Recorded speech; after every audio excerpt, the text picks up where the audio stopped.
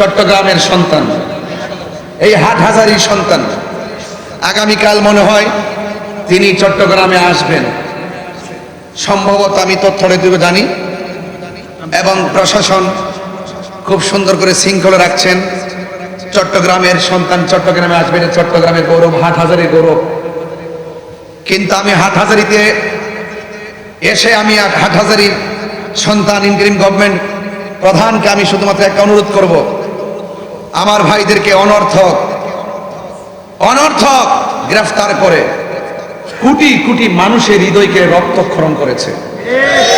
এই জন্য আপনি এই সমস্ত বিষয়গুলো যদি আমলে না নেন, তাহলে এই দেশের ভাবমূর্তি ক্ষুণ্ণ হবে, ভাবমূর্তি সমুজ্জ্বল হবে না। যারা অপরাধী হবে, আমি বারবার, শুধু আজকে নয়, আমি বারবার সব জায়গায় আগেও বলেছি, এখনো বলি, যারা দুর্নীতিবাজ তাকে ধরেন, যারা অন্যায়ভাবে লুটুপুটে খাইছে ধরেন, যারা মানুষের সম্পদ নষ্ট করেছে তাদেরকে ধরেন, যারা মানুষের অধিকার হরণ করেছে তাদেরকে ধরেন, প্রকৃত অপরাধীকে আইনের আওতায় আনেন। কিন্তু নিরপরাধ যারা, তারা যেন কোনোভাবেই কোনো মানুষের তদবিরে যেন অনর্থক হ্যারেঞ্জের শিকার না হয়, সেই দিকে আপনাকে নজরদারি করতে হবে। কথা বলেন ঠিক কিনা বলেন? তবে আহলুস সুন্নাত ওয়াল জামাত শান্তিপ্রিয় হিসাবে বারবার প্রমাণ করেছে।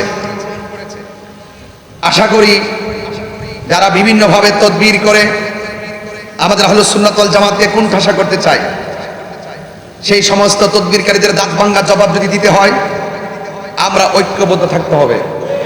কথা বলেন ঠিক কিনা? ঐক্যবদ্ধ যদি থাকি, আমি 2000-এও বলছিলাম, যখন আমার বিরুদ্ধে মামলা হয়, আমি বলেছিলাম আমি জেলে যাইতে পারি, বাইতুল মোকাররমের সামনে আমার ফাঁসি হতে পারে, হয়তোবা কোনো কালো ছায়া কিংবা কালো অধ্যায় অথবা কোনো ধরনের অপশক্তি আমাকে এভাবে ফাঁসি দিতে পারে। আমি যদি ফাঁসিতেও ঝুলি, এর বিনিময়ে যদি আপনারা ঐক্য হয়ে যান, আমি মরে গিয়েও শান্তি পাবো। আমি আজকেও হাটহাজারীতে বলি, আজকে যারা কাস্টডিতে উঠেছে, আজকে যারা আদালতে উঠেছিল, আর উপর থেকে নিচে নেমেছিল, আমি দেখেছিলাম তাদের চেহারার মধ্যে একটা নুরানি ঝলক। মনে হচ্ছে যেন আমার সুন্নিদের ঐক্য হয়ে গেছে। সেই জায়গায় জেল হতে পারে, অপশক্তির দ্বারা আমরা আঘাতপ্রাপ্ত হতে পারি, কিন্তু হৃদয়ে হুব্বে মোস্তফার মহব্বত আছে। সেই মহব্বত নিয়ে আমরা পৃথিবী ছেড়ে চলে যেতে পারি। কথা বলেন ঠিক কিনা বলেন? এই জন্য আহলুস সুন্নাত ওয়াল জামাত আমার ভাইরা যারা আছেন, আকাবেরা যারা আছেন, আপনারা জানেন আমি যে কোনো দরবারে গিয়েছি, আমাদের আজকের মাহফিলের সম্মানিত প্রধান অতিথি আমার অত্যন্ত প্রিয়তম শ্রদ্ধাভাজন আল্লামা আবুল ফারাম মোহাম্মদ ফরিদুদ্দিন হুজুর মুদ্দাজিল্লাহ আলী, এখানে আমি বসে বলছি যে বাজে, আমি তো আজকেও প্রেস ক্লাবে বলছি আপনারা কত কষ্ট করেছেন। যেহেতু আমি আপনাদের সাথে ছিলাম, আমি দেখেছি আপনারা ঘুমান নাই, আমি দেখেছি আপনাদের পায়ের মধ্যে ঠসা পড়ে গেছে, আমি দেখেছি আপনারা হেলান দিয়ে বসে আছেন, আমি দেখেছি আপনার টাইমের খাবার টাইমে খান নাই। আমি যেহেতু চোখে দেখেছি, আমার বাকশক্তিকে কেউ রুদ্ধ করতে পারবে না, আমি এটা বলবই। যারা দেখে নাই তারা অনুভব করে না, যেহেতু আমি দেখেছি তাদের কষ্ট, আমি দেখেছি, আমি বলবই। আমি আজকে প্রেস ক্লাবে বলেছি যে আকাবেররা জায়গা জায়গায় গিয়েছেন, আমি পিছনে পিছনে ব্যাগ টানছি।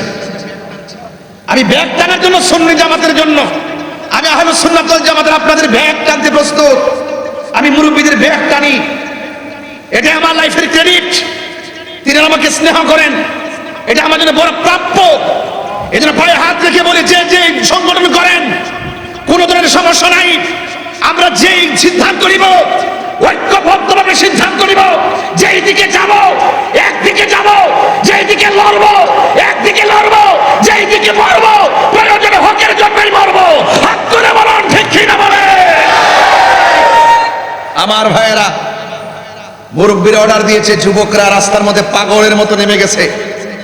রাত 4টা 4:30 পর্যন্ত যাত্রাবাড়ির ব্রিজে বাসগুলোকে ঢুকাইছি শহরে, শুধুমাত্র একটাই স্বপ্ন, যেন আমরা সেখানে ইয়া রাসূলুল্লাহ স্লোগান দিতে পারি। দেখেন সুন্নিরা কত সহজ সরল। অনেকে ইসলামকে ব্যবহার করে মালের জন্য, অনেকে ইসলামকে জাস্ট ইউজ করে ডলার খাওয়ার জন্য। চেয়ার পেলে হক কথা ছেড়ে দেয়, চেয়ার পেলে হক কথা বলে যায়, ক্ষমতার একটু ধান্দা পাইলে হক কথা বলে যায়। কিন্তু আহলুস সুন্নাত ওয়াল জামাত দেখেন তারা কত শান্তিপ্রিয়, ওরা সেখানে গিয়ে প্রেস ক্লাবে গিয়ে ওই যেই কথা সেই কথা, ওরা আম চুরিও করে নাই, ডাব চুরিও করে নাই, ওরা ইয়া রাসূলুল্লাহ স্লোগান দিয়ে পুরা মিডিয়া পাড়াকে জাগ্রত করে দিয়েছে, ওরা দেশবাসীকে জাগ্রত করে দিয়েছে। বড় বড় কলামিস্ট এবং বড় বড় যারা টকশো করে তাদের জবানে পর্যন্ত আহলুস সুন্নাত ওয়াল জামাতের জয়গান চলে এসেছে।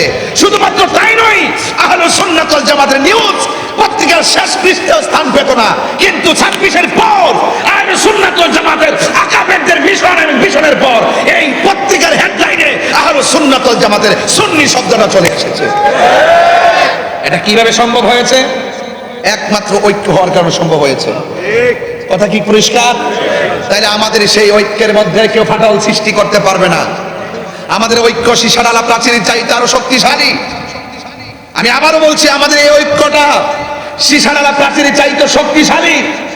ইনশাআল্লাহ আমরা সকলেই ঐক্যবদ্ধ থেকে আমরা আগামীর প্রত্যেকটা পদক্ষেপ নিব, তবে কোনো আত্মঘাতী সিদ্ধান্ত নিব না। ঐক্যের মাঠে গিয়েছি, সেই মাঠ থেকে কোনো অনৈক্যের সুর আমরা শুনতে চাই না। ঐক্যের মাঠে গিয়েছি, সেটাই হবে আমাদের শেষ, এবং এটা দিয়ে আমরা এই দুনিয়া থেকে বিদায় হতে চাই। ইনশাআল্লাহ আগামীর প্রত্যেকটা কর্মসূচি, আমার বাদীর সাথে কথা হয়েছে আজকেও, তিনিও বলেছেন যে আগামীর প্রত্যেকটা পদক্ষেপ দরবার ভিত্তিকভাবে আমরা একটা সেট আপ দিচ্ছি, এবং ইনশাআল্লাহ এইভাবে যদি আমরা এক থাকতে পারি, ইনশাআল্লাহ এই বাংলাদেশে অচিরে জানান দিব যে আহলুস সুন্নাত ওয়াল জামাতকে ব্যতীত, আহলুস সুন্নাত ওয়াল জামাতকে বাদ দিয়ে কখনো এই বাংলাদেশের কোনো সিদ্ধান্ত হতে পারে না। কথা বলেন ঠিক কিনা বলেন? আজকে নারী সংস্কার কমিশনের কথা বলি, যত ধরনের কাহিনী করে আমি আজ থেকে 15 দিন আগে লিখেছি, নারী সংস্কার কমিশনে যদি কোনো কিছু কোরআন সুন্নাহর বিরুদ্ধে হয়, আলেম সমাজ তা ঘৃণা করে প্রত্যাখ্যান করবে এবং প্রতিরোধ গ্রহণ গড়ে তুলবে, এবং এটাই বাস্তব হবে। আমার ধর্মের নামে অধর্মের চর্চা এবং এই বাংলাদেশের সার্বভৌমত্ব নিয়ে ষড়যন্ত্র, এই দুইটা জায়গায় আহলুস সুন্নাত ওয়াল জামাত খুব অনড় থাকবে। স্বাধীনতা বিরোধী অপশক্তি এবং কোনো ধরনের দেশ নিয়ে কোনো ষড়যন্ত্র আমরা কখনো করতে দিব না। এটা কিন্তু আমাদের ভিশন এবং মিশন। কথা বলেন ঠিক কিনা ভাইয়ের আমার? এই কথাগুলো আমি প্রাসঙ্গিকভাবে এই জন্য বলেছি, আজকে আমার এনাম রাজা কাদরি বলছেন যে এখন মাঠটা অনেক সুন্দর লাগতেছে, আসলেই সুন্দর লাগতেছে। দেখবেন কয়েকদিন পর একটা প্রোগ্রাম আছে, ওইটা দেখলে অনেক ভালো লাগবে।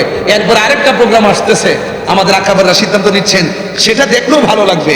আমাদের যারা ইয়াং জেনারেশন যারা আছি, তারাও অত্যন্ত পরিশ্রম করতেছেন, এবং এই পরিশ্রমের রেজাল্টটা যেন এমন হয় যে ইনশাআল্লাহ মুরব্বীরা হুকুম দিবে, আমরা প্রয়োজনে রক্ত দিব।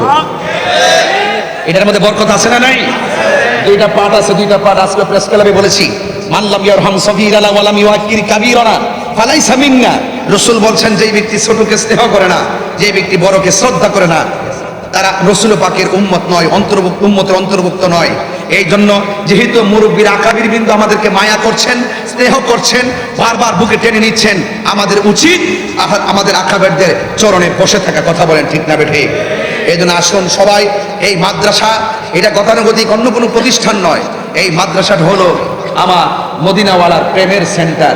এখান থেকে মদিনার খুশবু আমরা নিতে হবে। কথা বলেন ঠিক কিনা? তো এখান থেকে শুধুমাত্র এলেম শেখানো হয় না, এলেমের সবক দেওয়ার আগে আদব শেখা হয়। এলেমের সবক দেওয়ার আগে আদব শেখানো হয়। এটা কেন শেখানো হয়? এটা আল্লাহর ওলিদের চরিত্র, ওলিদের নজর, ওলিদের মায়া, ওলিদের ভালোবাসার কারণে এই প্রতিষ্ঠান থেকে এলেমের আগে আদব দেওয়া হয়। আদবে আউলিয়া হয়, বেআদবে শয়তান হয়। কথা বলেন ঠিক কিনা? এজন্য ওলি আল্লাহ আউলিয়া কেরামদের সহবতে আমরা থাকতে চাই। এই মাদ্রাসার অনেক উলামায়ে কেরাম, আজকে অনেক প্রভাষক বৃন্দ, আমার সমবয়সী অনেক ভাইয়েরও এই মাদ্রাসা শিক্ষকতা করছেন, এবং অনেক মুরব্বীরা দীর্ঘদিন ধরে। এই যে প্রিন্সিপাল হুজুর, তিনি মনে হচ্ছে যেন একজনের 17 বছরের একটা যুবকের মতো আমার সাথে রেসপন্স করে, আমার সাথে কথা যেভাবে বলে, মনে হয় যেন আমার সমবয়সী। আসলে এটা কেন হয় জানেন? এটা একমাত্র ওই মদিনাওয়ালার মহব্বতের কারণেই হয়। কথা বলেন ঠিক কিনা? আমরা যে যে দল করি, যেই যে দরবারের মুরিদ হয়, আমাদের একটা ঠিকানা, সেটা সোনার মদিনা। কথা বলেন ঠিক না বেঠি? এই সোনার মদিনা আমাদের হৃদয়ে আছে। আমি আসার আগে কে যেন আলোচনা করছে, আমি জানি না কি আলোচনা করছিল, আসেনি? অনেক সুন্দরভাবে তিনি রাসূল পাকের সানাই মুস্তাফা, আজমতে মুস্তাফা, হুব্বে মুস্তাফা, নাতে মুস্তাফা, ইশকে মুস্তাফার যে ওনার যে কালামগুলো বলেছেন, সেইগুলো শুনে আমি অত্যন্ত অভিভূত হয়েছি। আসলেই সুন্নিরা নবীর শান শুনলে হৃদয়ে খোরাক খুঁজে পায়। কথা বলেন ঠিক কিনা?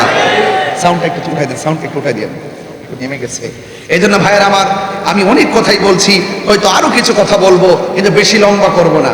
আল্লাহ যেন আমাদের সকলকে আজকের আলোচনা থেকে কিছু নেওয়ার তৌফিক দান করে, বলুন আমিন। সবাই মহব্বতে দুরূদ শরীফ পড়েন, আল্লাহুম্মা